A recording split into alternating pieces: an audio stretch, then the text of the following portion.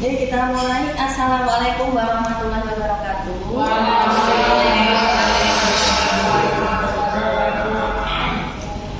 Terima kasih kepada Bapak Ibu rekan sejawat yang hebat semuanya.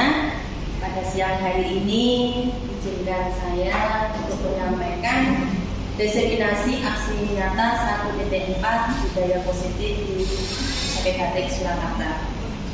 Pertama-tama marilah kita panjatkan syukur kehadirat Allah SWT bahwa pada siang hari ini kita masih dapat saatnya jam kedua dimulai. Masih dapat berkumpul di suatu ruangan dan suatu forum dalam keadaan sehat walafiat tak suatu apapun.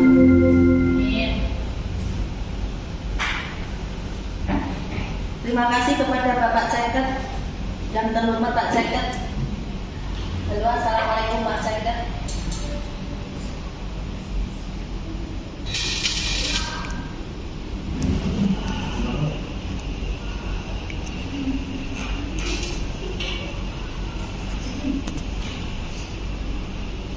Oke, selanjutnya tak lupa salawat dan salam kita aturkan kepada Nabi Muhammad Sallallahu Alaihi Wasallam yang senantiasa kita lakukan syafaatnya di akhir zaman. Oke, di sini perkenalkan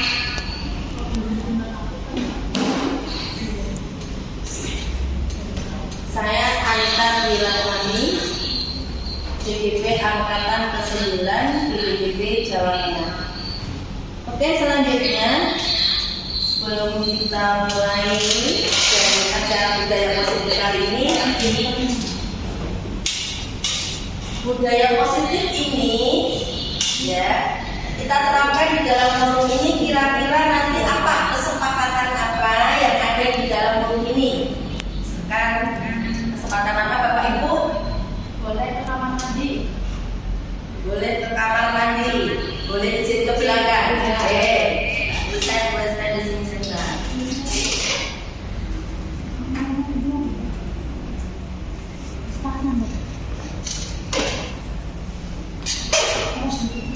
Sebentar, sebelumnya ini saya izin share screen dulu ya.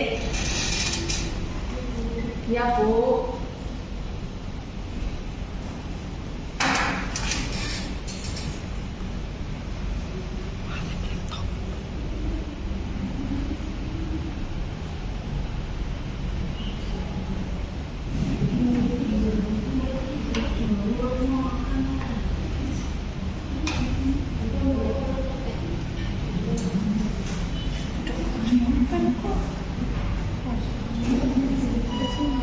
Sudah ada di layar Bapak Ibu? Sudah.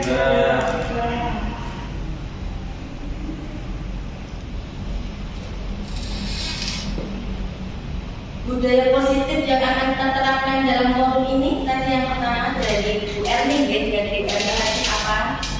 Boleh izin ke kamar mandi?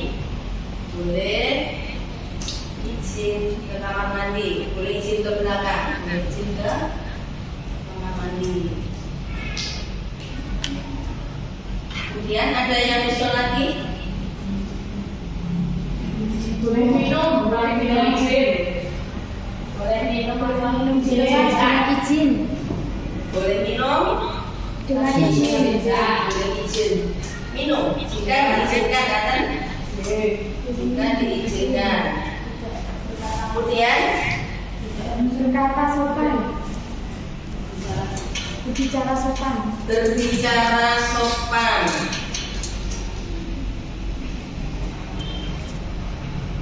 Ada lagi seperti itu? Ada lagi? Jika bertemu ucapkan salam. Pak Jos. Dalam forum ini bertemu. Ucapkan salam. Masuk ke Masuk ruangan.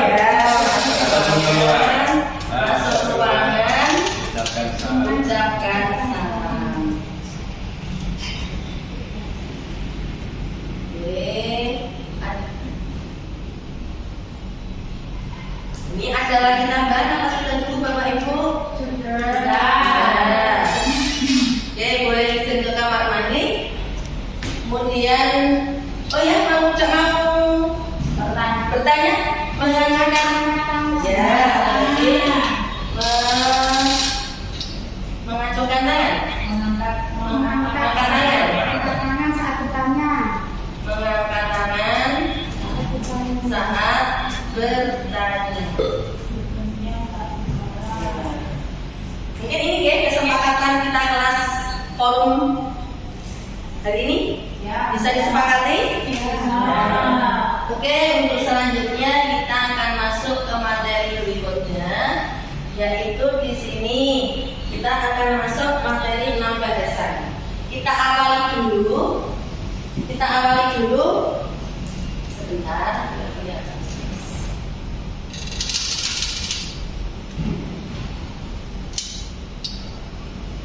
Kelihatan ya? Kita awali dulu dari pertanyaan. Hukuman positif apakah dapat mendisiplinkan anak? Kira-kira bagaimana? Setiap saudara mungkin punya jawaban sendiri. Silakan ditulis di stick note ya. Kita siapkan ini.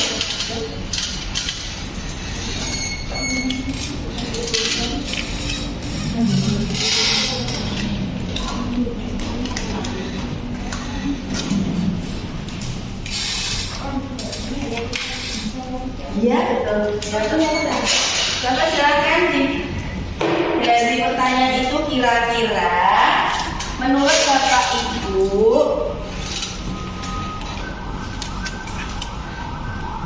yang pertama pakai kertas hijau dulu deh. Pertama kertas hijau dulu.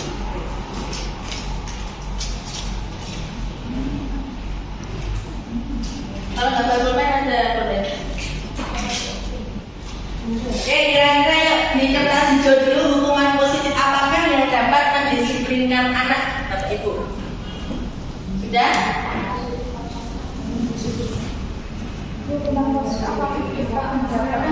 Ya, hukuman positif apakah dapat mendisiplinkan anak? Jawab aja ja atau tidak. Karena ada jawabannya lain. Nah, kemudian selanjutnya di kertas pink pemberian hadiah apakah bisa untuk mendisiplinkan anak juga? Ya, yang kedua ya, yang kedua pemberian hadiah apakah bisa mendisiplinkan anak? Oke, kalau sudah nanti silakan Bapak Ibu tempelkan di sini. Yang ini yang soal pertama tadi, ya, yang ini warna pink. Yang nomor 2.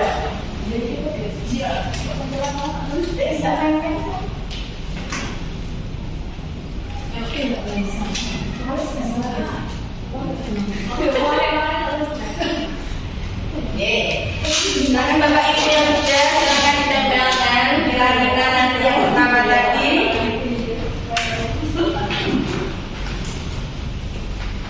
Yang pertama tadi hukuman positif apakah dapat mendisiplinkan anak?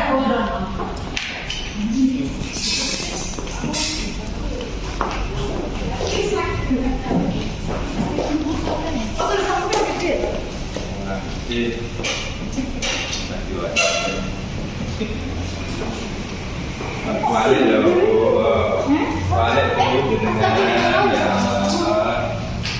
Sebelahnya tidak apa-apa Pak.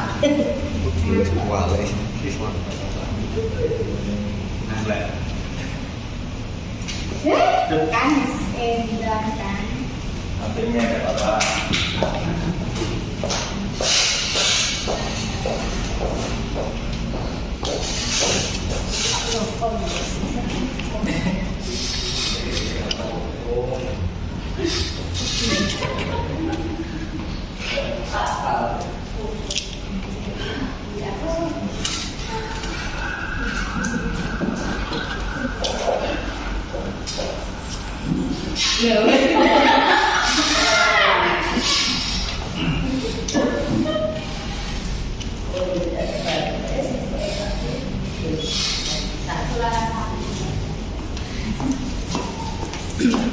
Oke, ini dari hasil tadi jawaban.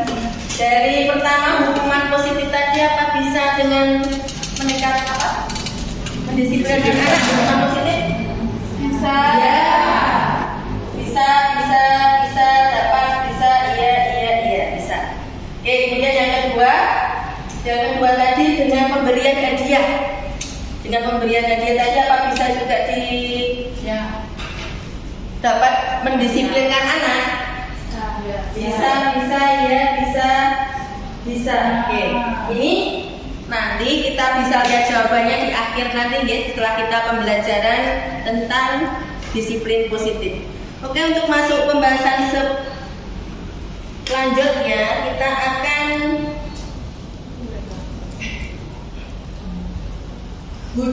menyampaikan budaya positif. Kita akan budaya positif itu apa aja?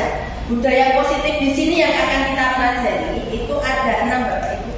Nanti perubahan paradigma respon konsep disiplin positif, keyakinan kelas, pemenuhan 5 kebutuhan dasar manusia, 5 posisi kontrol, dan diakhiri dengan segitiga restitusi.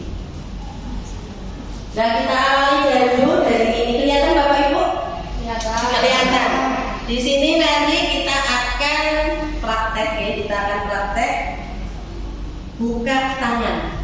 Apa maksudnya di sini? Ini Bapak coba minta tolong ada yang dipraktekkan di depan coba. Satu pasang dulu.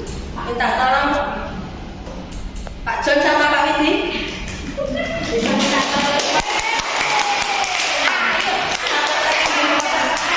Depan dulu.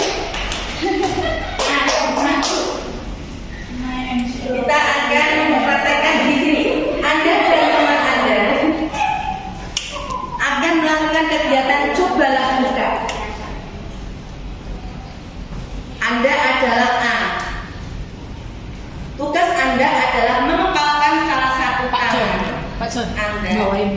Coba Anda bayangkan bahwa Anda menyimpan sesuatu yang sangat berharga di dalam kepalan tangan Anda. Anda perlu menjaga benda tersebut sekuat tenaga Anda karena begitu pentingnya untuk kehidupan Anda. Maksudnya sampai sini.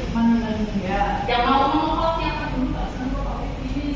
kemudian Anda perlu menjaga benda tersebut sekuat tenaga Anda karena begitu pentingnya untuk kehidupan Anda. Tugas D sebagai rekan Anda adalah mencoba dengan segala cara untuk membuka kepalan tangan temannya tadi. Teman Anda B boleh membujuk dengan membujuk apa itu tensi atau menggoda ya, bahkan menawari uang. Anda bersedia membuka kepalan tangan Anda. Apa maksudnya? Siapa yang mau mengepal? Ya. Ini Pak John akan menempatkan, membayangkan ini benda yang berharga. Kira-kira apa? Dikepal. Berarti dia mempertahankannya. Di mana Pak Widi itu berusaha untuk membuka. Gimana caranya? Pak John bisa pertahankan atau tidak paham? Oke, kita coba ya, kita praktek yang pertama. Silahkan Pak Widi bagaimana bisa membuka. Untuk saya itu semuanya nggak ada yang bisa. Kita praktekkan, kita coba. Iya, itu nanti. Dan kita praktekkan dulu. Jawabannya nanti di akhir. Monggo. Monggo. Tolong buka tangannya isinya apa?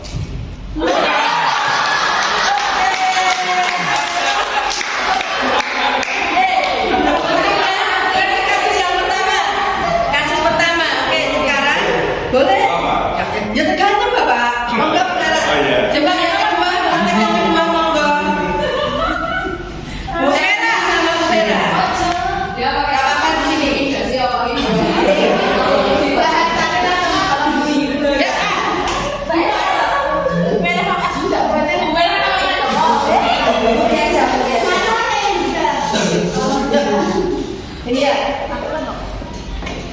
ngomong apa pokoknya merayu aku nanti aku buka tangan nek Pak Jon kan mau dirayu Masnya langsung buka langsung ya.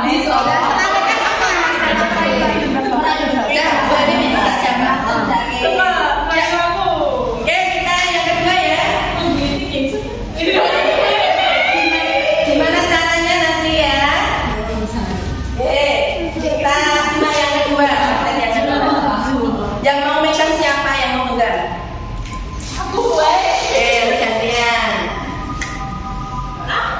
Bu, Pak Pera, aku boleh minta permen yang buat Andi enggak? Habis itu Pak. Habis itu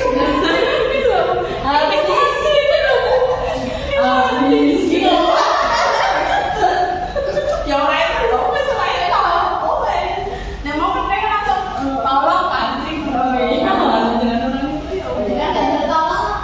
ya udah sama Bu Vera saya minta tolong dia permennya Iya, itu saya kasih. Terbuka berarti. Iya. Yuk terakhir yang ketiga. Bu Nona sama Bu Desi. yuk Mbak Des Oke, Nona sama Bu Desi. keluarkan susi aska. Monggo. disuratkan iya ini kan susah iya wah apa susah ini mah saya nggak bisa merayu Sudah ya. ayo Ini yang ketiga, kasus ketiga. boleh minta permennya boleh Ya, kita kasih. ya Allah permennya sama dia pilih dia kan sendiri mau beli sendiri aku beli sendiri aja kan aku punya uang silakan Akhirnya yang ketiga boleh tidak?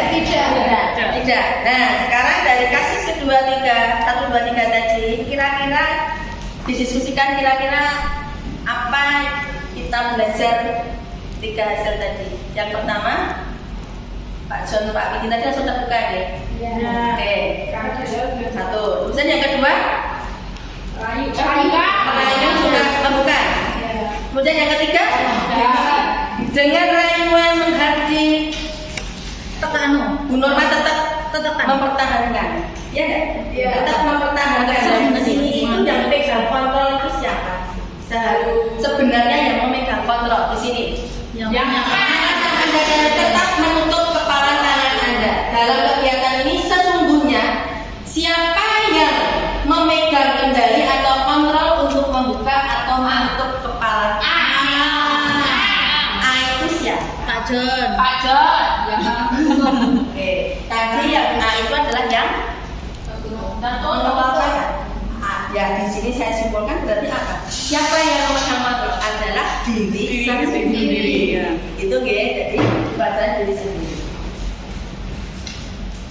Pertanyaan-pertanyaan pertama dan kedua bervariasi. Di sini kesimpulannya antara yang bersedia membuka dan yang tetap bertahan menutup kepala tangannya. Pertanyaan ketiga, siapakah yang sesungguhnya memegang kontrol, yang menutup kepala tangan atau yang berusaha dengan segala cara untuk membuka kepala tangan rekannya? Jawabannya tentu kita sendiri yang memegang kontrol atas kepala tangan kita. Apakah kita membuka atau menutup kepala tangan kita itu tergantung pada diri kita masing-masing sesuai dengan kebutuhan kita saat itu. Kemudian kita lanjutkan dengan disiplin positif, ya, pendekatan teori kontrol. Tadi sudah belajar tentang kontrol. Yang memegang kontrol adalah diri kita sendiri. Di sini yang pertama, Anda tidak bisa mengontrol orang lain. Hanya Anda yang dapat mengontrol Anda. Semua perilaku memiliki tujuan. Model berpikir menang-menangan. Ya enggak? Menang-menangan tadi juga mempertahankan kan? Aku menang untuk mempertahankan, sedangkan yang rekannya tadi menang untuk kepingin terus membukanya. Kemudian kolaborasi dan konsensus menciptakan pilihan-pilihan baru dan realitas kebutuhan setiap orang itu berbeda.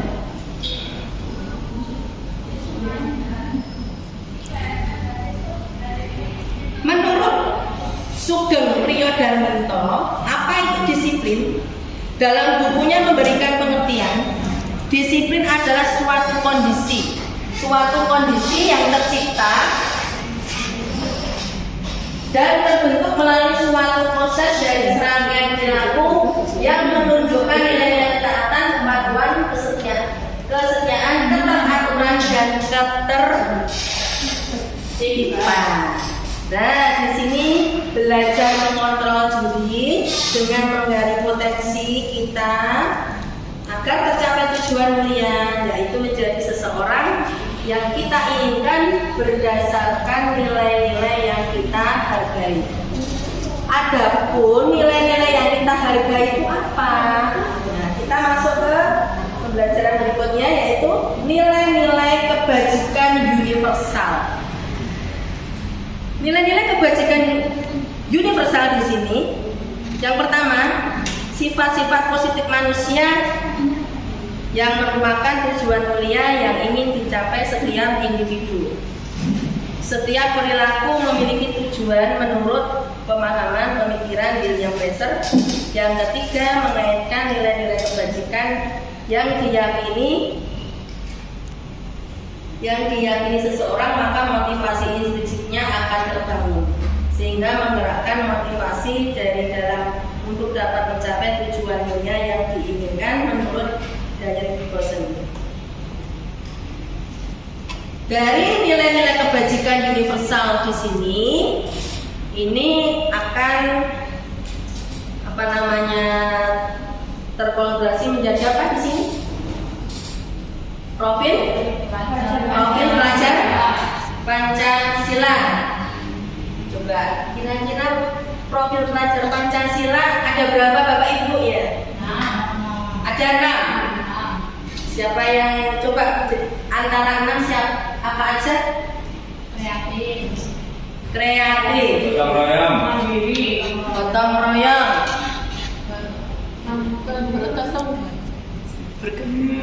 Yang pertama Beriman. Beriman dulu kayaknya satu itu. Iya. Beriman dan bertakwa. Beriman dan bertakwa. Terus gotong royong. Gotong royong. Nalar kritis. Nalar kritis, kreatif. Bineka. Berkebinekaan. Berarti ada B 4KM. Nah, bebas. B. Beriman dan bertakwa pada Tuhan Yang Maha Esa dan berakhlak mulia. B. B yang kedua, berkebinekaan global. Yang ketiga, Bergotong royong. berpikir kritis. 4. Bergotong royong. Bukan. K. Bergotong royong. K. Kreatif. Mandiri. Gotong royong. Ada 6 ya? Iya. 4 ya. Sudah pada ingat semua? Nah, di sini profil pelajar Pancasila sudah banyak juga diterapkan di sekolah-sekolah ya. Oke, selanjutnya materi selanjutnya adalah teori perilaku manusia, teori motivasi, hukuman, penghargaan, dan restitusi. Di sini teori perilaku manusia, di sini ada motivasi ekstrinsik dan motivasi intrinsik. Di mana motivasi intrinsik di sini, yang pertama untuk menghindari ketidaknyamanan hukuman. Apa yang akan terjadi jika saya tidak melakukannya? Kemudian yang kedua, untuk mendapatkan imbalan dari orang lain, apa yang akan saya dapatkan jika saya melakukannya? Nah, dari motivasi intrinsik ini adalah dari luar, ya, motivasi dari luar. Di mana tadi untuk menghindari suatu ketidaknyamanan atau hukuman. Ada mendapatkan imbalan dari orang lain.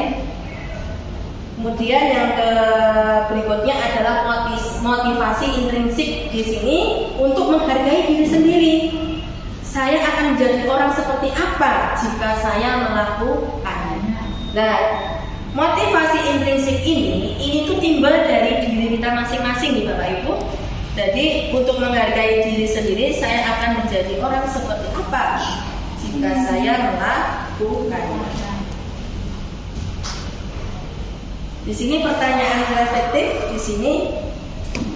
Coba kira-kira nanti apa ini jawabannya? Seorang murid sedang melamun saat guru menerangkan di depan kelas.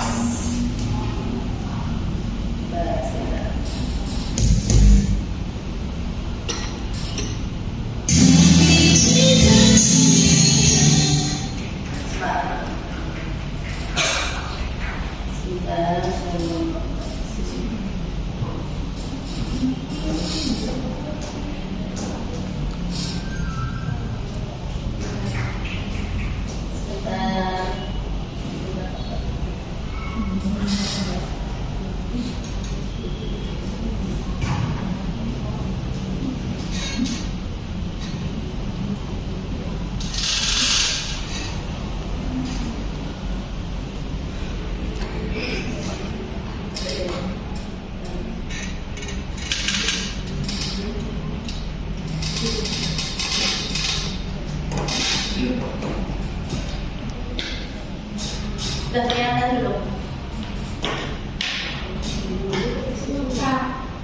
Coba ini nanti saya tampilkan video.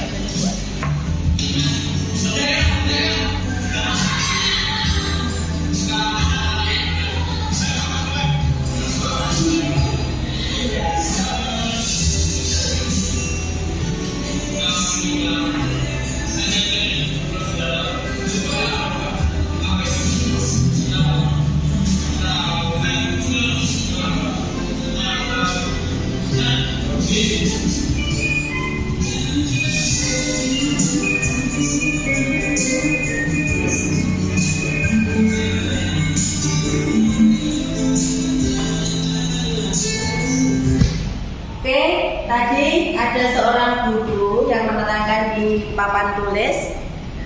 Terus ada seorang murid sedang melamun saat guru menerangkan di depan kelas.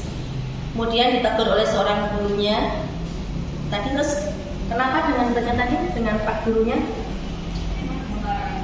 Marahin, menyuruh muridnya keluar.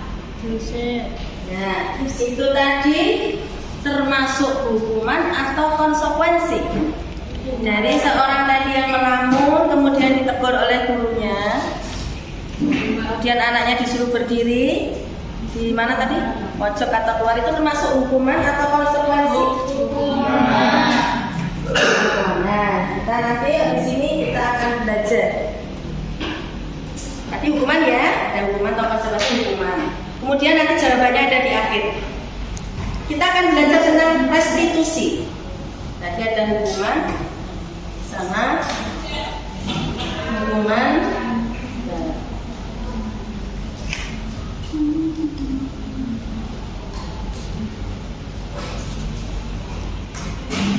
Hukuman, restitusi. Kemudian restitusi di sini. Apa itu restitusi? Restitusi yang pertama adalah proses menciptakan kondisi bagi murid untuk memperbaiki kesalahan mereka, sehingga mereka bisa kembali pada kelompok mereka dengan karakter yang lebih kuat. Yang kedua, restitusi merupakan proses kolaboratif yang mengajarkan murid untuk mencari solusi untuk masalah mereka. Kemudian yang ketiga, membantu murid berpikir tentang orang seperti apa yang mereka ingin menjadi tujuan mulia dan bagaimana mereka harus memperlakukan orang lain menurut Charles Person.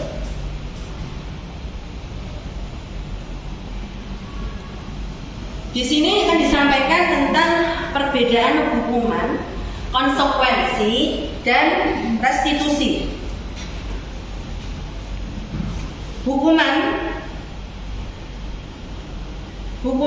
sini sesuatu yang menyakitkan harus terjadi. Jadi semua perilaku anak itu dianggap negatif. Jadi hukuman itu sesuatu yang menyakitkan harus terjadi. Perilaku semuanya anak itu dianggap negatif. Kemudian konsekuensi itu sesuatu yang harus terjadi. Ini netral. Konsekuensi itu misalkan kayak tadi orang melamun ya, murid nanti melamun, bapak guru mengajar, itu nanti melamun itu ada hubungannya enggak? Kalau tidak ada hubungannya berarti dia termasuk hukuman. Beda dengan konsekuensi. Kalau konsekuensi itu berarti apa? Konsekuensi berarti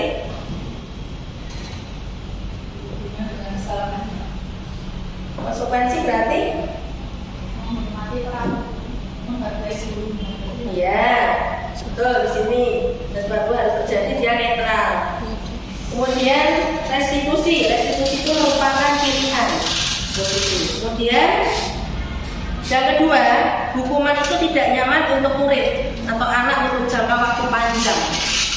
Misalkan begini Bapak Ibu, ada seorang anak itu tidak mengerjakan PR, kemudian dihukum dihukum berdiri depan teman tadi ya.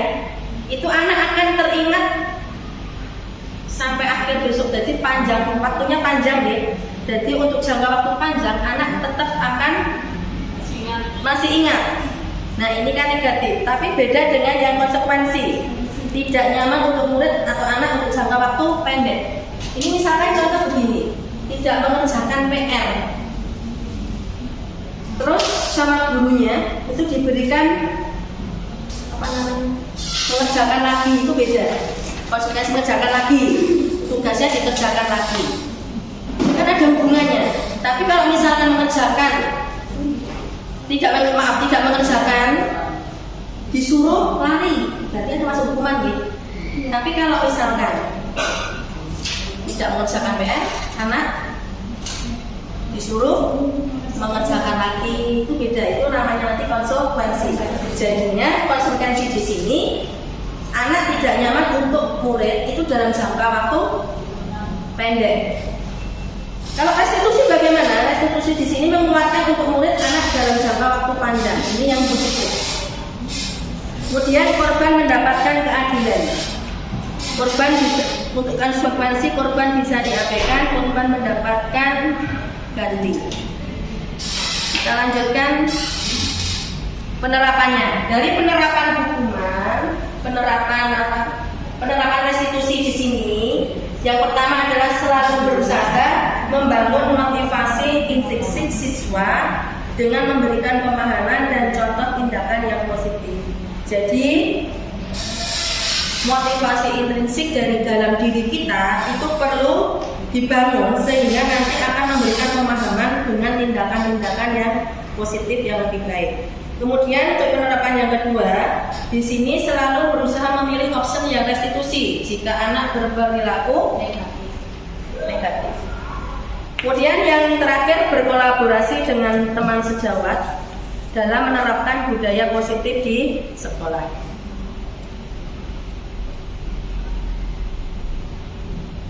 Kita lanjutkan ke keyakinan kelas. Kita akan bentuk suatu keyakinan kelas. Mengapa adanya keyakinan kelas, Bapak Ibu? Adanya keyakinan kelas, Pak.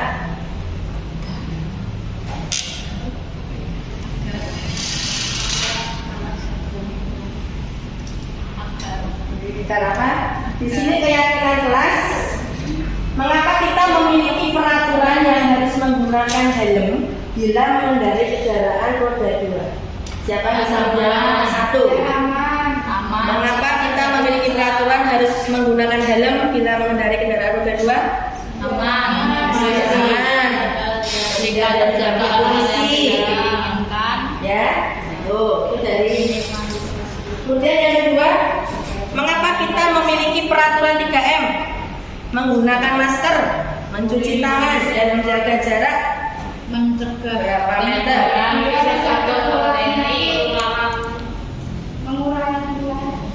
Mengurangi. Ya, jadi tadi mengapa kita akan membentuk keyakinan kelas? Supaya kreativitas berjalan lancar. Keyakinan kelas, seseorang akan lebih tergerak, ya, dan bersemangat untuk menjalankan keyakinannya. Kayak seperti yang soal tadi pakai helm, kita kan meyakininya, ya, meyakininya.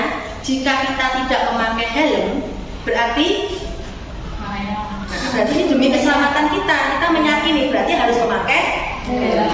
Kemudian yang kedua tadi juga demi kesehatan kita meyakini memakai. Nah, dari hal meyakini itulah di sini untuk menjalankan keyakinannya daripada hanya sekedar mengikuti serangkaian peraturan tertulis tanpa makna, maka kita akan membentuk suatu keyakinan kelas. Di mana dalam keyakinan kelas di sini bersifat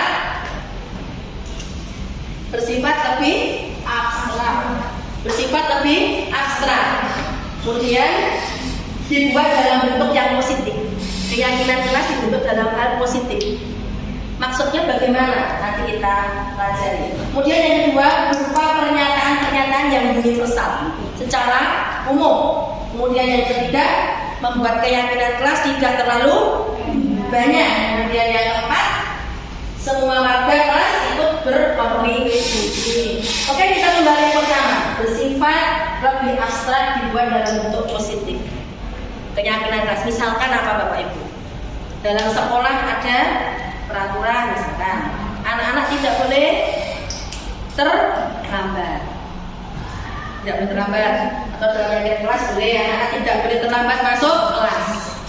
Nah, kita buat dalam bentuk positif. Positifnya tidak boleh terlambat apa ya? Datang tepat waktu. Jadi kita bikin keyakinan kelas yang pertama, datang tepat waktu. Kemudian bicara sopan, saling menghargai teman atau guru. Ya, jadi dari kalimat yang negatif tadi tidak boleh. Jadi kita ubah ke dalam bentuk kalimat yang positif. Kemudian berupa pernyataan yang universal.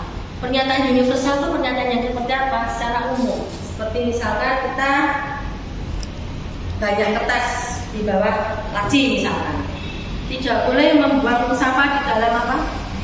Nah, universalnya adalah menjaga kebersihan. Seperti itu nggih Bapak Ibu. Kemudian tidak terlalu banyak. Jadi membuat keyakinan peraturan di kelas itu tidak usah banyak-banyak ya. Jadi tidak terlalu banyak untuk disampaikan. Kemudian yang terakhir adalah semua warga kelas ikut berkontribusi. Nah, di sini dalam pembentukan keyakinan kelas yang pertama, siswa menulis keyakinan yang mereka inginkan.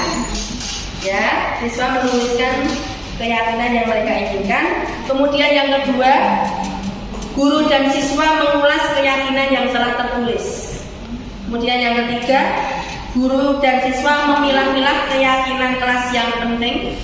Kemudian yang keempat, mengubah keyakinan kelas menjadi kalimat yang positif. Seperti tadi nggih, mengubah menjadi kalimat yang positif. Kemudian yang terakhir, mengecek dan menyepakati keyakinan kelas. Di sini ditampilkan prosesnya ya, proses prosedur pembentukan keyakinan kelas.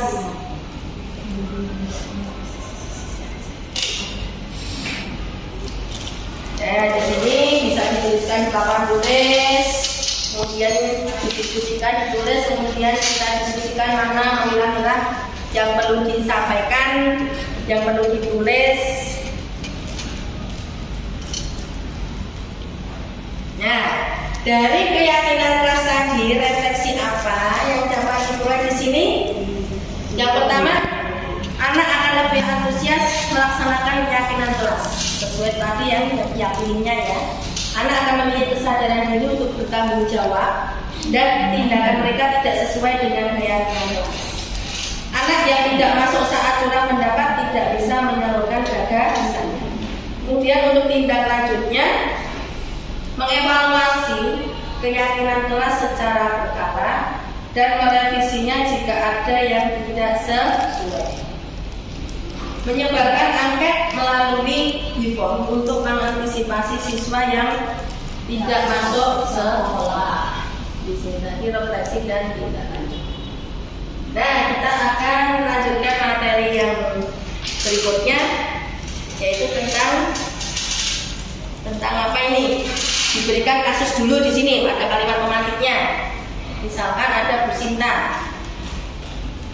Misalkan ada Bu Sinta, guru wali kelas 7H di SMP Pelita Hadli, sedang bingung menghadapi ulah salah satu murid di kelasnya yang bernama Doni. Beberapa anak di kelas 2 telah datang padanya dan mengeluhkan Doni yang sering meminta bekal makan siang mereka dengan paksa. Jika Anda menghadapi situasi seperti ini, Sinta, apa yang Anda lakukan? Menurut Anda kira-kira apa alasannya si Doni untuk meminta kepada temannya? Kira-kira Doni, menurut Doni itu apa? Kira-kira yang minta Doni itu apa?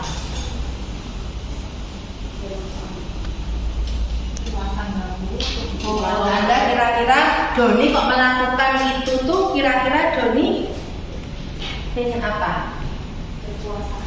Kekuasaan. Dia ingin mungkin Doni belum makan ya, bisa toh? Jadi minta kepada temannya. Kemudian Doni pengen minta kepada teman-temannya. Apalagi? Ya, dia tidak bawa uang saku, jadinya ingin minta. Kemudian iseng gitu juga. Nah, di sini dari yang sikap yang ditunjukkan Doni itu adalah untuk pemenuhan kebutuhan Doni. Ya, di sini akan kita pelajari ada 5 kebutuhan dasar manusia. Yang pertama apa? Kebutuhan untuk bertahan hidup. Kebutuhan untuk bertahan hidup itu contohnya siswa atau orang manusia memenuhi kebutuhannya sandang, pangan, juga. Kemudian ada kebutuhan lagi yang perlu dipenuhi, cinta kasih sayang. Di sini murid juga memerlukan kasih sayang ya, kita kasih sayang. Kemudian yang ketiga adalah kebebasan. Kebebasan berarti anak-anak pengennya apa? Bebas mengungkapkan pendapat. Kemudian ekspresi ya. Nah, kesenangan. Setiap siswa juga punya kesenangan. Bernyanyi, menyukai hobi apa?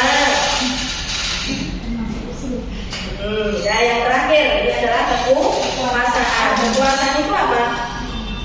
Ya kayak tadi si Doni tadi pengen melihat lauknya apa.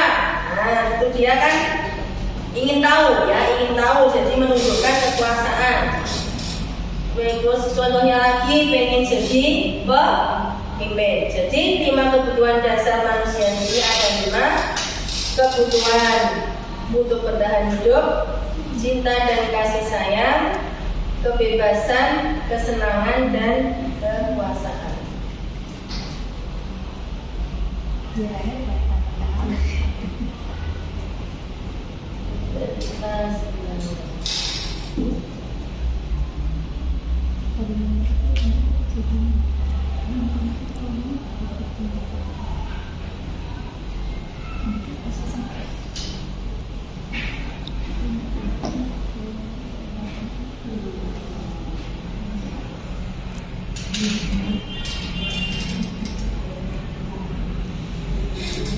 Coba kita lihat di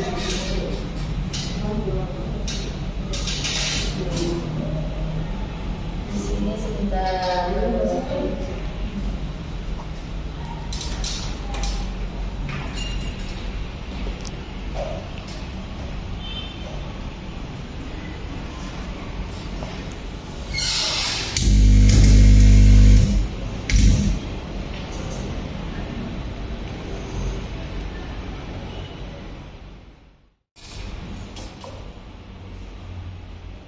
dalam menghadapi masalah tersebut.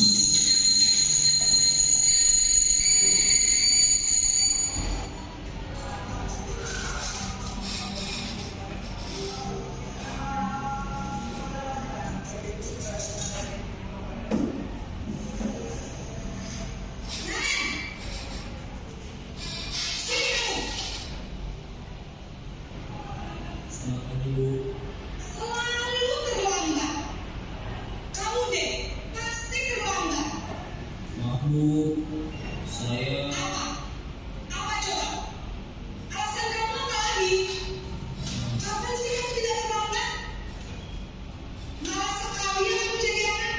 saya Dasar malas. Gak kapok-kapok sih kamu. Sudah berapa kali terlambat?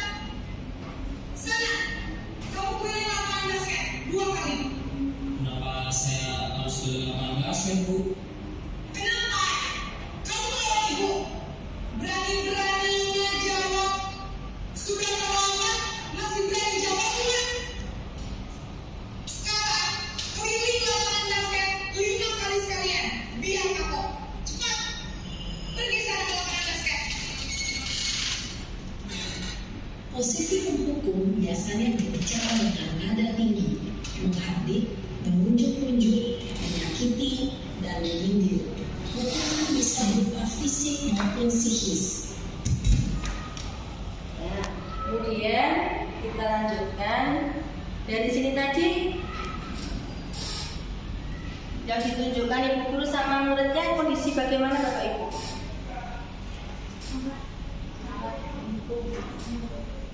Kembalikan buku.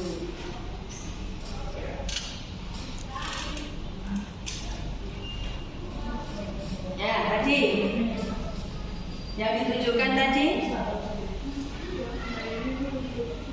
dari melihat video tadi, di sini ada seorang siswa yang terlambat. Ada yang siswa terlambat dengan gurunya menghukum ya, menghukum lari ke keliling lapangan. Coba bagaimana dengan yang ini? Tadi dengan menghukumnya. Bos, bisa jantungan kalau ibu tegur bapak kepala sekolah. Saya cepat ke kelas. Maaf ya, Bu. Maaf sekali. Posisi pembuat rasa bersalah berbicara dengan nada tepat. Ini tadi bedanya tahu nggih? Ini tahu yang pertama sama yang kedua. Kalau yang pertama tadi guru sebagai apa? Menghukum. Jadi melihat ada seorang siswa yang terlambat, ya langsung spontan hukumnya. Oke, kemudian kasus yang kedua ini tadi, dia sebagai rasa bersalah, ya Bapak Ibu guru tadi merasa bersalah. Kemudian yang ketiga, coba ini kita lihat lagi. Ini guru sebagai Merasa menjadi orang. sekarang guru posisinya sebagai teman. Bagaimana caranya mengungkapkan?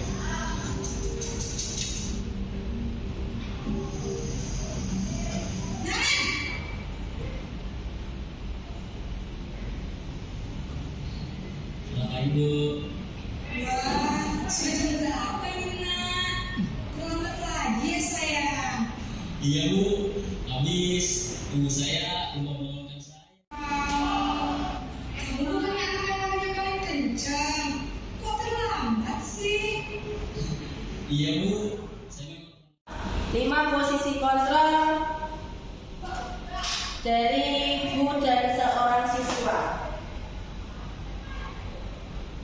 Untuk penghukum, untuk 5 posisi kontrol sebagai penghukum dan membuat orang merasa bersalah, ini untuk menghindari suatu hukuman. Jadi identitasnya termasuk gagal ya, kontrol dan luar.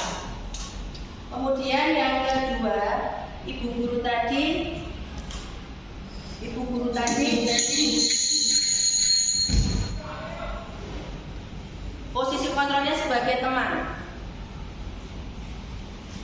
identitas berhasil atau sukses, itu kontrol dari luar. Nah, di sini bisa dilihat dari yang saya share, yang dari saya di situ, kelihatan kecil-kecil dari itu untuk menghukum tadi, guru berbuat mengganti, menunjuk-nunjuk, menyakiti, menyindir, ya, dari video yang pertama tadi. Kemudian membuat orang bersalah, berceramah dan mengatakan seharusnya itu kecewa terhadap. Jadi intonasi guru itu akan membuat anak beda persepsinya. Dari disinilah identitas gagal kontrol dari luar. Kemudian dengan guru membuatkan alasan-alasan untuk muridnya di sini. Inilah guru sebagai kontrol, yaitu sebagai posisi sebagai teman, mengharapkan imbalan atau ketergantungan pada orang lain. Kemudian 5 posisi kontrol berikutnya adalah memantau. Kemudian yang terakhir adalah identitas berhasil atau sukses. Ibu guru sebagai manajer, yaitu dengan mengajukan pertanyaan. Di sini penerapan dari kontrol selalu berusaha untuk memahami persoalan terlebih dahulu dan tidak gegabah menghukum anak jika melakukan kesalahan. Jadi seandainya ada siswa melakukan kesalahan, kita tidak gegabah langsung menghukum anak. Jadi kita pahami dulu persoalan yang dilakukan si anak tersebut. Kemudian dilanjutkan dengan mencari tahu penyebabnya apa dan coba menggali kebutuhan siswa tadi, menggali kebutuhan dasar siswa, apa yang tidak dapat dipenuhi oleh anak tersebut sehingga akan melakukan hal-hal yang negatif. Dengan begitu kita akan dapat mencari solusi yang tepat. Seperti tadi misalkan ada anak terlambat itu guru menanyakan dulu penyebabnya apa, menanyakan tentang alasannya kenapa kok bisa terlambat. Jadi tidak seakan-akan spontan terlambat langsung anak langsung dihukum. Selanjutnya materi yang terakhir Bapak Ibu di sini adalah segitiga restitusi. Tahapan untuk memudahkan kita melakukan restitusi. Diawali dari menstabilkan identitas. Di sini menstabilkan identitas itu adalah setiap orang itu pasti pernah melakukan kesalahan. Dan kamu bukan satu-satunya yang pernah melakukan kesalahan tersebut. Setelah itu, tahap berikutnya adalah tahap validasi tindakan yang salah. Di sini, adakah cara yang lebih efektif untuk mendapatkan apa yang kamu butuhkan? Dan kamu tentu punya alasan mengapa melakukan hal itu. Ini memvalidasi. Jadi setelah tadi mengidentifikasi, kita lanjut menstabilkan, langsung kita memvalidasi dengan mengadakan pertanyaan seperti tadi. Adakah cara yang lebih efektif untuk mendapatkan apa yang kamu butuhkan? Dan kamu tentu punya alasan mengapa melakukan ini. Setelah mengadakan validasi tindakan yang salah, tahap berikutnya adalah menanyakan keyakinan. Di sini keyakinan kelas apa yang telah kita sepakati? Kamu ingin menjadi orang yang seperti apa? Dan kemudian jadi dari segitiga restitusi ini, ya nanti kalau ada namanya suatu masalah atau ada apa, siswa dipanggil, kita adakan segitiga restitusi di sini. Kita lakukan tahap demi tahap, menstabilkan identitas. Setelah itu memvalidasi tindakan yang salah dan diakhiri dengan menyatakan keyakinannya. Oke, selanjutnya kita simak video tentang segitiga restitusi berikut ini. Yang terakhir nih Bapak Ibu.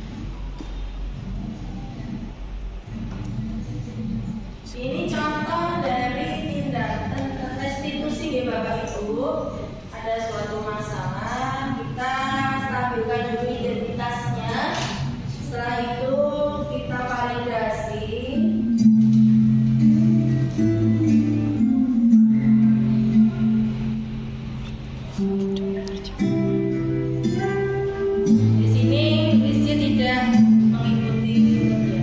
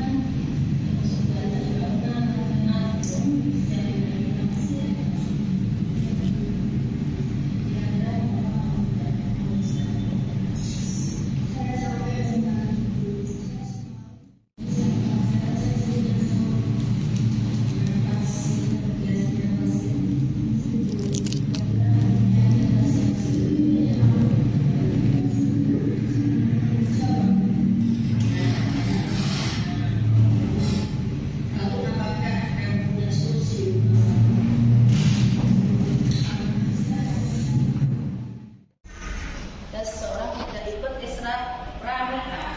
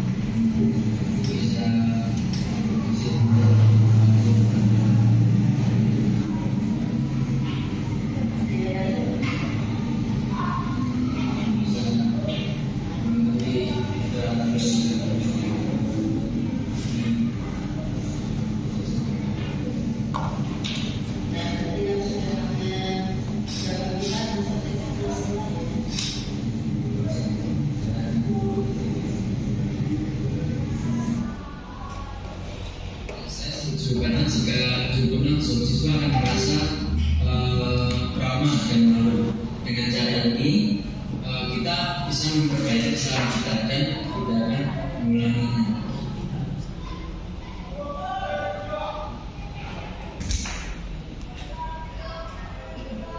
Oke, ini tadi penutup ya video dari akhir dari restitusi pembelajaran hari ini.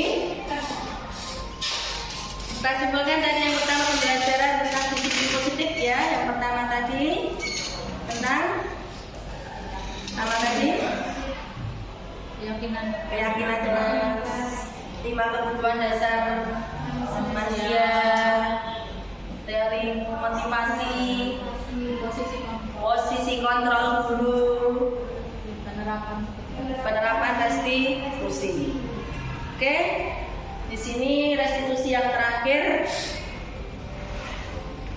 Terima kasih Bapak Ibu semuanya. Semoga kegiatan diseminasi kali ini bisa bermanfaat bagi kita semua, bagi Bapak Ibu semuanya, dan bisa diterapkan di sekolah kita bersama. Ya. Demikian, terima kasih. Wassalamualaikum warahmatullahi wabarakatuh. Waalaikumsalam.